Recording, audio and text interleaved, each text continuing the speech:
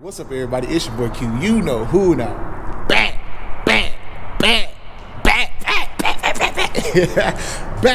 with another video, man. Thank y'all for coming, kicking it with me today. What's up, guys? Happy and gals. Happy New Year to y'all, man. 2021, we made it.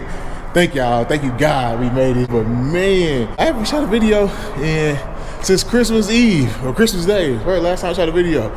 So it's been a while, man. A lot of y'all been reaching out to me like, hey Q, when the next video dropping, man. I appreciate y'all, really like looking forward to the video, because I really didn't think that my videos would be like, y'all wanted to see it like that. Anyway, what's up, man? How you doing? Oh, you looking good, boy. Oh, is that new outfit you got for Christmas? Oh, I see you playing. Oh, what's up, girl? Hey, you doing that new 1-1 get fit in 30 days playing this year? I see you losing a few inches already. I see y'all. I'm just playing, man. What's up, guys? I'm too excited. I just said what's up like 3 times. Y'all gonna be mad at me in this video because I know y'all want to get straight to the T. Y'all saw the title, so y'all want to get straight to it. But come on, man, we got to catch up. We're in 2021. I'm not new year, new me, new person, new good. I'm really not that person. I don't think that it takes a change of a clock, 1-1, the 20th year of calendar to make a decision, man. Honestly, if you make a change, want to make a change, that can start right now, this second, the next second. It don't take a whole calendar year to make a change. So I'm not a big New Year's resolution person. When you ready to make a change, you'll make a change. Or if you have to make a change, you'll make it. It won't make no clock. It won't tell you to make that change. Anyway, so y'all see, here's Red, man. She here in 2021. What's up, Red? Hey, girl. How you doing? Looking good, or scrum diddles, as my man Deadshot would say. Dumongous in Deadshot. My bad. Dumongous in Deadshot. All right, about the video. If you don't know, a lot of y'all new to the channel, or probably first time watching this video. This is my 2015 Ford F-150 XLT that I bought. It's lifted with a 6-inch rough country lift kit, which means it came with a brand new lift kit, brand new tire, brand new rims, right? And what I mean by that is the truck is not new. The truck was actually a return lease. The company I bought it from, Net Direct, they basically take lease vehicles, whatever, and they put brand new lift and tires on them. So this is her 2015 ruby red is the color. Before I get the video started, I do want to talk about a few things and why I'm doing this video and things like that. But before we do that, let me give y'all a cold start. Let's see what we got going on. Cold start. Here we go. Y'all ready?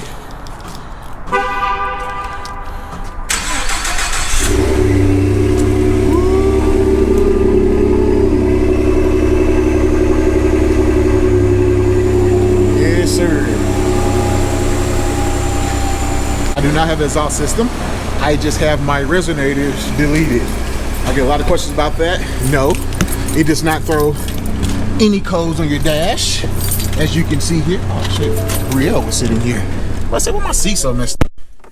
Hold on. So you can see it does not throw any codes on the dash, and it does pass inspections here in the state of Texas. I know in some states it is illegal, so keep that in mind. Why I'm making this video? One, because a lot of people have asked me about this, right? What are my monthly payments on my truck? And I guess I include insurance here too. Two, a lot of my viewers are between the age of 18 and 24 and 25 to 34, I believe. So you're either at the point to where you're still in college, just graduated high school, you want to lift the truck, or you finished graduating high school, you're trying to find your career, or you're married with kids and you know all this stuff. You're 1 to 3, right? The third thing is because it is very informational to know this stuff. And what I'm about to say, I'm not trying to offend anybody. In the black community, being a black man, black male, we are always taught, if you're African-American male, you know this, or you may be taught different, but most are taught. You don't put people in your business. You don't tell people how much money you make. You don't tell people how much your stuff costs, how much you're paying for this, how much you're paying for that. Because in the African-American community, it is a very crab in the bucket type community. Everybody wants to get out and they'll pull the other person down. We don't like to see the next person do better than us. Sorry to say it, but that's how it is. Usually most of your haters, if you're black, I'm speaking black people right now, black men, are usually your own people. Being 100% honest with you, if you're African American, you know you can comment below. So you're taught to keep the information to yourself, probably because whoever you tell, they're gonna go and tell so-and-so, who's gonna tell so-and-so, and then they gonna be hating on you and all that stuff, right? It's a lot of hate. So you're taught to keep it to yourself and you don't share. And me and my friend was talking about this. Y'all go check him out. And it's a very backwards mentality because Information is wealth. Knowledge is wealth, man. That's how you get places. Knowledge, learn. I'll probably be frowned upon this video. I'm pretty sure my mom or somebody will say, why you putting people out in your business? You don't tell people how much you paying for this and that. But it's information for the 18-year-old. And I talk to some of y'all who are in college who ask me about my truck all the time. So it's information for y'all to know when you go buy your first truck or car and you want to lift it, just what you're going to be getting into. Think about it. NFL players, NBA players, professional players, soon as they sign a contract, the whole world knows how much money they make. The entire world. But if you go to work at your job, what they tell you? You don't discuss your salary with your co-workers.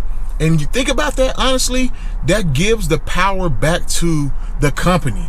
Because in NFL, if I'm a running back and I know how much Zeke is making, I had a better year or two than Zeke, you better pay me more than Zeke.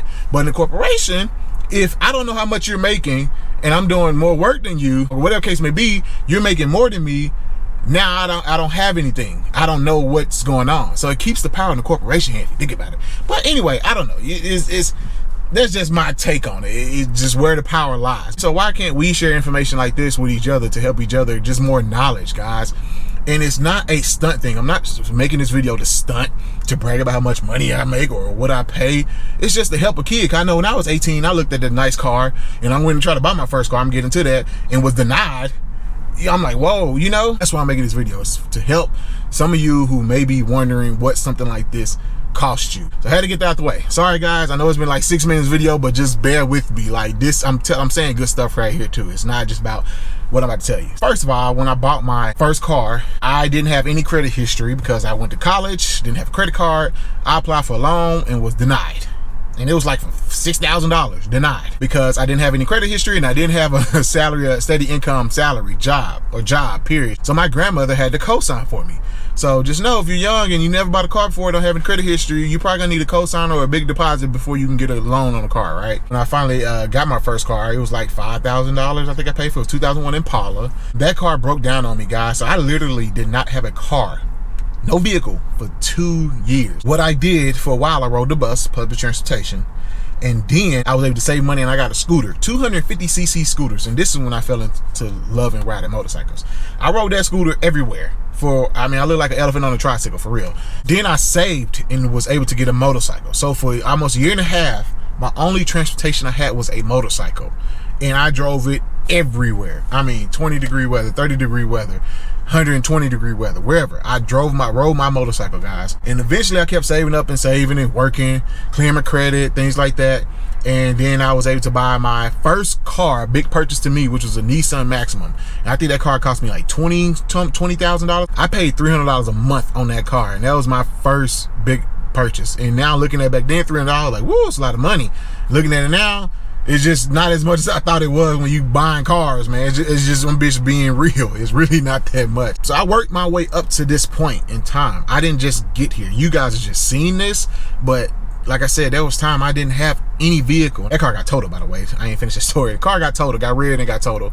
And then that's when I bought my Ram 1500. I had that for like a year and a half before I got reared. So let's get to the details. So this truck was a lease trade-in. So the previous owner leased it. I got it with 43,000 miles on it. And as I stated, the company I bought it from, the dealership I bought it from, they sell it the truck. So they put a brand new lift kit, brand new tires, brand new wheels on this truck, right? So the truck was only 3 years old when I got it. This truck, total price, $39,000. It was 39,000 some change dollars, right? As far as down payment, I traded in my Ram 1500, and when I traded in its net direct, they gave me $1,500 over what I owed on it. And then I put down additional $500. So I only put down $2,000 on this truck. So I financed like $37,000. Here's the thing, when you buy a vehicle like this, with the lift kit and tires and everything already included, it's gonna jack the price up.